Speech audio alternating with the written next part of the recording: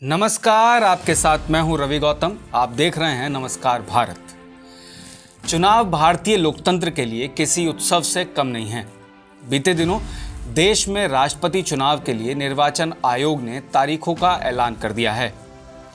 आपको बता दें कि 18 जुलाई को मतदान होगा और 21 जुलाई को देश के नए राष्ट्रपति का नाम हम सभी के सामने होगा।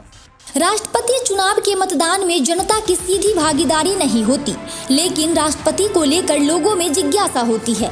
आपको बता दें, जनता जिन सांसद और विधायक को चुनते हैं उनके द्वारा राष्ट्रपति चुनाव होता है। इसीलिए इसको अप्रत्यक्ष निर्वाचन यानी इनडायरेक्ट इलेक्शन कहते हैं। राष्ट्रपति का चुनाव एक निर्वाचक मंडल यानी इलेक्टोरल कॉलेज कराता है। संविधान के आर्टिकल 54 में इसका उल्लेख है। इस चुनाव में सभी प्रदेशों की विधानसभाओं के इलेक्टेड मेंबर और लोकसभा तथा राज्यसभा में चुनकर आए सांसद वोट डालते हैं। आपको बता दें कि मौजूदा राष्ट्रपति रामनाथ कोविंद का कार्यकाल 24 जुलाई को समाप्त हो रहा है।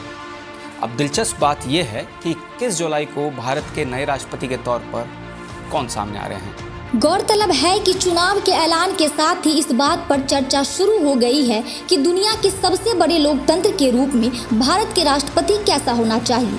बात करें तो हमारे देश के राष्ट्रपति विविधताओं के साथ देश की सांस्कृतिक, सामाजिक, राजनीतिक का प्रतिनिधित्व कर सके। संविधान के मुताबिक राष्ट्रपति की 3 अहम भूमिका देखी जाती है। पहला, उन्हें राष्ट्राध्यक्ष का दर्जा। दूसरा, लोकसभा और राज्यसभा की तरह ही राष्ट्रपति संसद के अहम घटक होते हैं। और तीसरा, वे देश के तीनों सेनाओं के प्रमुख सुप्रीम कमांडर होते हैं। लेकिन क्या वर्तमान परिदृश्य में राष्ट्रपति अपने पद का निर्वहन कर रहे हैं? राष्ट्राध्यक्ष के रूप में उनका कर्तव्य नीतिगत मसलों पर जब उन्हें लगे कि सरकार की नीति या संविधान के आदर्श एवं लक्ष्यों के अनुरूप नहीं है, तो राष्ट्रपति में यह नैतिक साहस होना चाहिए कि वे प्रधानमंत्री के समक्ष अपने विचार रखें। इतिहास में देखिए तो अब तक ज्यादातर राष्ट्रपति ऐसे मामलों पर चुप रहे हैं। अब बात करते हैं संसद के अहम घटक के बारे में। कोई भी कानून राष्ट्रपति की मंजूरी के बिना लागू नहीं हो सकता। इस मामले भी देश यह उम्मीद करता है कि किसी कानून को मंजूर करते समय राष्ट्रपति अपने विवेक का प्रयोग कर उन्हें अपनी मंजूरी देने से पहले संविधान के विशेषज्ञों से स्वतंत्र रूप से राय लेने का अधिकार है। साथ ही संविधान के तहत उन्हें किसी विधेयक को पुनर्विचार के लिए सदन में वापस भेजने का भी अधिकार है।